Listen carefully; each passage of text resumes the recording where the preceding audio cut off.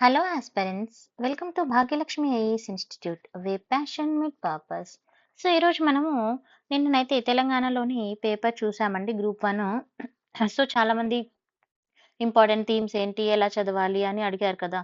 So నేనేం చెప్తున్నానంటే PYQ నుంచి మనం అనలైజ్ చేసుకుంటే మనకు క్లారిటీ ఉంటుంది. సో అందుకే నేను పీవైక్యూలో and at the same time elimination కూడా ఎలా చేసుకోవాలో ఈరోజు ఎక్స్ప్లెయిన్ చేస్తాను.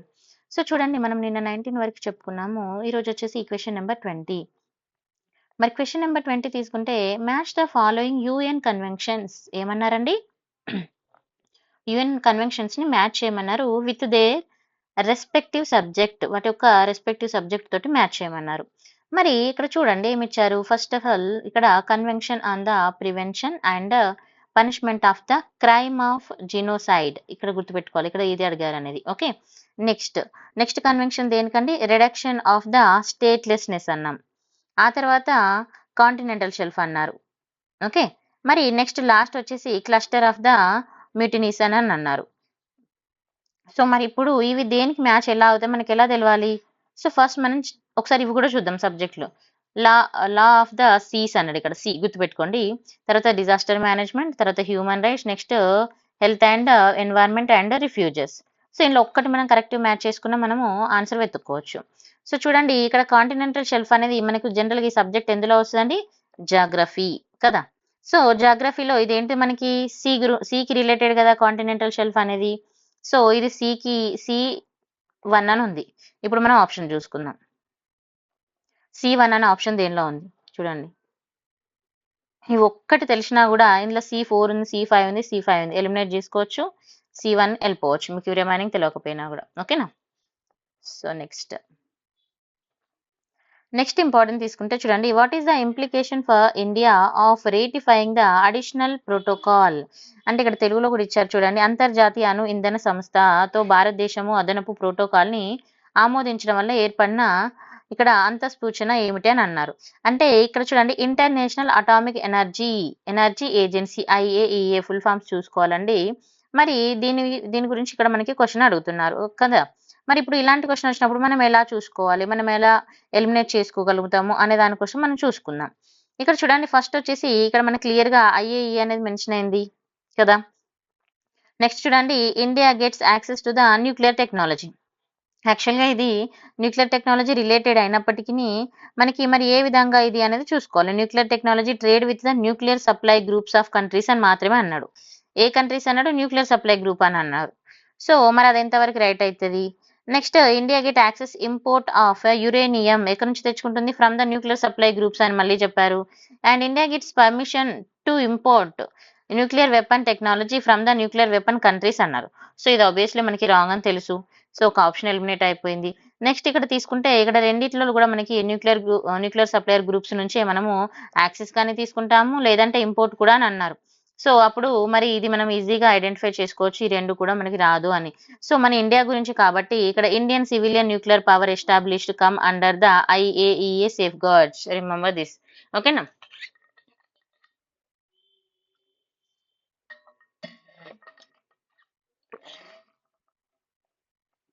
Next which of the following are considered as the major coral reef. ఇక్కడ ఈ పాయింట్ గుర్తుపెట్టుకోవాలి, major coral reef areas of India.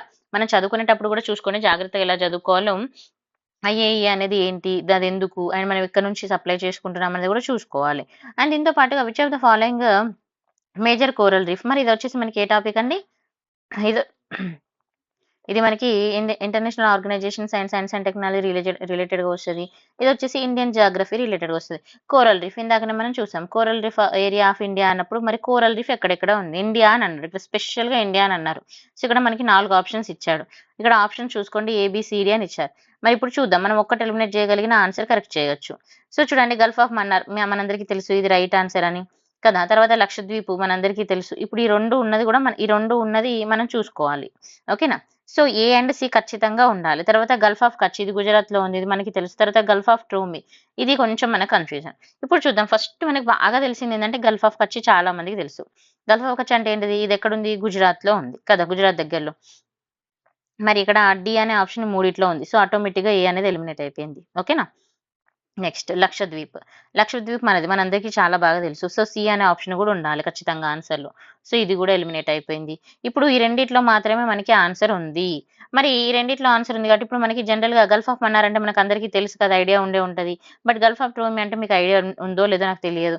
So, మరి గల్ఫ్ ఆఫ్ మన్నారే మనకి ఫేవర్‌గా ఎప్పుడు అంటే మనం ఎక్కువ యూజ్ చేసే నేమ్ మనకు న్యూస్‌లో కూడా వింటూ ఉంటాం. Even if you don't know the answer also మనం ఈజీగా ఫైండ్ ఔట్ చేయొచ్చు. సో, ఏ అనేది ఖచ్చితంగా ఉండాలి. సో, ఏ అనేది ఖచ్చితంగా ఉండాలంటే అప్పుడు ఆప్షన్ అనేది ఏమైతది? సి అయితది. ఓకే. అంటే ఇప్పుడు మనం ఇక్కడ చూడండి కోరల్ రీఫ్ గురించి చదువుకున్నప్పుడు ఇవి ఎక్కడెక్కడ ఉన్నాయి, జియోగ్రాఫికల్ పాయింట్ ఆఫ్ వ్యూలో మనం ఎలా చదువుకోవాలనేది గూడా దీని ప్రకారం మనం అనలైజ్ చేసుకోవచ్చు.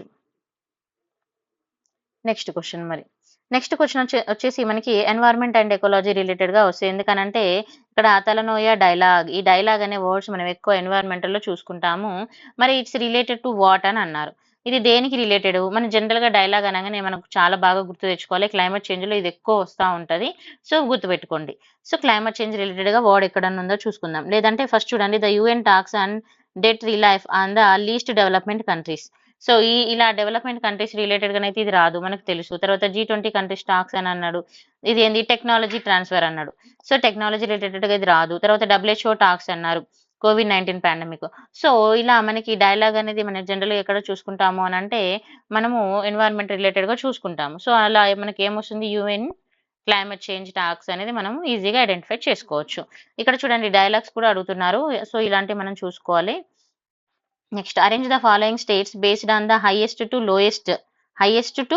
To death tolls recorded on account of the understanding and thunder Storm and lightening events in 2021 అని అన్నారు. అంటే ఉరుములు మెరుపులు వస్తాయి గదండీ! ఉరుములు మెరుపులు వచ్చినప్పుడు ఎక్కువ చనిపోయిన వాళ్ళు ఏ రాష్ట్రాల్లో ఎక్కువ చనిపోయారో అది ఎక్కడి నుంచి పెట్టమన్నా హైయెస్ట్ నుంచి లోయెస్ట్ పెట్టమన్నారు. సో, ఇక్కడ మరి మనకి ఆన్సర్ తెలవదు. మనం ఎలా ఐడెంటిఫై చేస్తాం? ఇక్కడ బీహార్ అన్నాడు, మధ్యప్రదేశ్ అన్నాడు, ఒడిస్సా అన్నాడు, west Bengal, Rajasthan. So, simple trick అండి ఇక్కడ. ఫస్ట్ ఆఫ్ ఆల్ ఇక్కడ చూడండి రాజస్థాన్. రాజస్థాన్‌లో వర్షపాతం ఎక్కువ ఉంటదా? తక్కువ ఉంటదా? First thing. ఓకే. సో, రాజస్థాన్‌లో వర్షపాతం అనేది తక్కువుంటది. సో, ఇది లీస్ట్ వచ్చే ఛాన్స్ ఉంది. సో, మరి లీస్ట్‌గా ఈ ఎక్కడ ఆప్షన్ ఉందో చూసుకుందాం. చూడండి. ఈ లాస్ట్‌కి ఇక్కడుంది. ఓకేనా? సో, ఇక్కడ లీస్ట్ మరి ఇంక దేనికన్నా ఉందా? దీనికి మాత్రమే ఉంది. సో, ఈ ఉంది. Answer B right answer. Okay. Simple identify చేసుకోండి. తెలవనప్పుడు ఇలా ఎలిమినేషన్ యూజ్ చేయండి. తెలిస్తే డైరెక్ట్ రాయండి. Next India recorded the highest number of tiger death in 2021 అన్నారు. సో, ఇది గూడా మనం ఇప్పుడు ఐడెంటిఫై చేయాలి. మరి ఇక్కడ చూడండి మనం టైగర్ డెత్ అన్నప్పుడు ఇది న్యూస్‌లో ఉంది మనకప్పుడు. మరి న్యూస్‌లో ఉన్నప్పుడు దాని గురించి ఎలా చదువుకుంటాం? అసలు ఎన్ని టైగర్స్ చనిపోయాయి? ఏ ఏరియాలో ఎక్కువ చనిపోయాయని చదువుకుంటాం గదా! సో, జనరల్‌గా మనకి మరి ఇప్పుడు ఆన్సర్‌ని ఐడెంటిఫై చేయాలంటే ఇక్కడ చూడండి టోటల్ వచ్చి 127 అన్నాడు. మనకు గుర్తులేదు, తెలియదు. ఓకే. సో, చూద్దాం next. Gujarat ranks the first in the this fertility అని అన్నారు. సో, ఇది అబ్సల్యూట్‌లీ రాంగ్ ఆన్సర్. ఎందుకంటే గుజరాత్ అనేది ఎక్కువ టైగర్స్‌కి ఇది సపోర్టెడ్‌గానే మంచి వాతావరణం కల్పించడానికి ఎక్కువగా ఉంటుందని మనం అందరం చూస్తుంటాం. న్యూస్‌లో కూడా వింటూనే ఉంటాము. తర్వాత Madhya Pradesh rank in the first in this fertility మనకిది కూడా తెలవదనుకుందాం. Next Maharashtra, Karnataka occupy the second and third position అని అన్నారు. సో, ఈ పాయింట్ హోల్డ్‌లో పెట్టేసుకుందాం. ఈ పాయింట్ హోల్డ్‌లో పెట్టుకుందాం. ఇప్పుడు ఈ రెండిట్లో ఒకటి ఎలిమినేట్ చేయగలగాలి.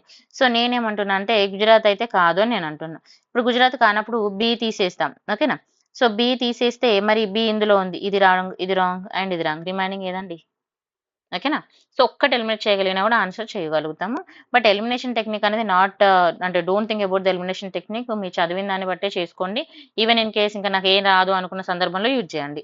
Next match the following cyclones of 2021. So, సింపుల్‌గా అడుగుతున్నారు. ఇక్కడ సైక్లోన్స్ ఎప్పుడెప్పుడు వచ్చినాయి? వాటి నేమ్స్ ఏం పెట్టారు? 2021లో వచ్చిన సైక్లోన్స్‌కి నేమ్స్ ఏం పెట్టారన్నారు. మరి గులాబ్, యాక్ ఇవి మనం కొంచెం చూసుకోవాలి. మరి వీటికి మనం ఎలా ఐడెంటిఫై చేసుకోగలుగుతాము? ఇలా ఒక్కటన్నా కూడా మనం తెలుసుకోగలగాలి. ఇప్పుడు ఇక్కడ చూడండి గులాబ్ అని అన్నారు. యాస్ అన్నారు. ఇక్కడ మనకి ఈ పేర్లేమన్నా తెలిసినట్టుందా? లేదు. మరి ఇప్పుడు వీటిని ఎలా ఎలిమినేట్ చేసుకోవాలి మనం? ఓకేనా? సో, వీటిని ఎలిమినేట్ చేసేటప్పుడు మనం ఏ విధంగా ఎలిమినేట్ చేసుకోవాలి? మనం ఎలా ఐడెంటిఫై చేసుకోవాలి? సో, కొన్ని మనకు తెలియదు. ఒక్కటి మ్యాచ్ చేయగలిగినా కూడా మనము ఆన్సర్ కొంచెం కనుక్కోవడానికి ఈజీగానైతే ఉంటది. మరి ఆ ఒక్కటి ఎలా మ్యాచ్ చేసుకోవాలి మనం? ఇప్పుడు చూడండి గులాబ్ అని ఉంది. మరి గులాబ్ అనేది మనకి తెలుసా? తెలియదు. మరప్పుడు చూద్దాం అసలు రిమైనింగ్ ఆప్షన్స్ ఏమున్నాయి? వెరీ సివియర్ సైక్లోన్ స్టోర్మ్ అని అన్నారు. తర్వాత సివియర్ సైక్లోన్ స్టోర్మ్ అన్నారు. సైక్లోన్ స్టోర్మ్ అన్నారు. లోయెస్ట్ స్టోర్మ్ అన్నారు. ఎక్స్‌ట్రీమ్‌లీ సివియర్ సైక్లోన్ స్టోర్మ్ అన్నారు. ఫస్ట్ మనం ఇవి చూసుకోవాలి. ఇక్కడ ఎక్స్‌ట్రీమ్‌లీ అన్నారు, లోయర్ అన్నారు, సైక్లోన్ అన్నారు, సివియర్ అన్నారు, వెరీ సివియర్ అన్నారు. సో, ఫస్ట్ మరి జస్ట్ థింక్ చేయండి. వెరీ సివియర్ అనేది ఎక్కడ వచ్చింది? లేదా లోయెస్ట్‌గా ఎక్కడ వచ్చింది? ఈ రెండిట్లో ఏదన్నా ఒక్కటి తెలిసినా కూడా మనం ఈజీగా ఫైండ్ ఔట్ చేసుకోవచ్చు కదా! మరి లోయెస్ట్‌గా తీసుకున్నప్పుడు మనకది ఎక్కడన్నా వచ్చిందా? అదొకటి జూసుకోవాలి. లేదు, రాలేదు. లోయెస్ట్ దాని గురించి అసలు రికార్డే అవ్వదు గదా! ఫస్ట్ థింగ్ సింపుల్‌గా ఆలోచిస్తే. మరి రికార్డ్ అవుతది కొన్నిసార్లు. మరెట్లా? అదెలా అవుతుంది అనేది జూసుకోవాలి. సో, చూడండి ఫస్ట్ మనం ఇక్కడ రెండిట్లో ఏదన్నా ఒకటన్నా ఐడెంటిఫై చేయాలి. సీవియర్ అన్నా లేకపోతే లోయెస్ట్ అన్నా. సో, గులాబ్ తీసుకున్నప్పుడు ఇది లోయెస్ట్ రిలేటెడ్‌గా వస్తుంది. ఓకేనా? మరి సీవియర్ అన్నప్పుడు మనకు తెలియదు. ఇప్పుడు గులాబ్ తీసుకుంటే ఏ3 ఫర్ ఎగ్జాంపుల్ మనకి ఏ3 తెలుసనుకుందాం. అంటే అందరికీ ఇదే తెలుసని గాదు. ఇప్పుడు నాకు ఏ3 తెలుసు. సో, అంటే ఏ ఆన్సర్ 3కి రైట్ ఆన్సర్ అని తెలుసు. ఇక్కడ ఏ5 ఉంది. సో, ఇది రాంగ్. ఏ2 ఉంది రాంగ్. ఏ4 ఉంది రాంగ్. ఇది రైట్. ఓకేనా? ఒకవేళ నాకు ఏ తెలియదు. నాకు బి తెలుసు. యాష్ అనేది తెలుసు. సో, అప్పుడు మరి ఇది వెరీ సీవియర్ సైక్లోన్ స్టోమ్ అని తెలుసు. మరప్పుడు ఇక్కడ చూడండి బి1. మరి బి1 దేనిలోనైనా ఉందా? లేదు. లేదు. లేదు. సో, ఇది ఒక్క ఆన్సర్ రైట్ తెలిసినా గూడా మీరు దాన్ని కరెక్ట్ ఆన్సర్ అయితే చేయొచ్చు. గుర్తుపెట్టుకోవాలి.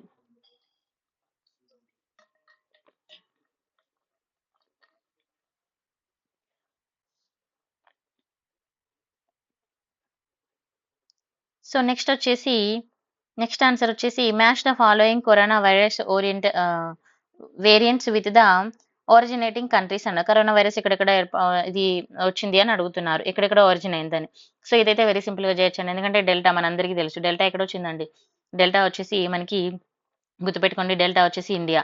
సో, ఇండియా ఇదొక్కటి తెలుసు. ఇప్పుడు ఒక ఇండియాకి మ్యాచ్ అయ్యేది జూసుకోండి. ఇక్కడ ఇండియాకి మ్యాచ్ ఏదంటే సి4 2 సార్లుంది. ఓకేనా? సో, 2 సార్లు ఉన్నప్పుడు మరి ఈ రెండైతే ఆన్సర్స్ ఎలిమినేట్ అయిపోయింది గదా! ఇప్పుడు ఇందులోనే చూసుకుందాం మనం మళ్ళీ. సో, ఇక్కడ మనకి ఇంకా డి1 ఉంది, ఏ3 ఉంది, డి1, డి5 అన్నాడు. మరి డి అనేది మనకు తెలుసా చూద్దాం. గామా.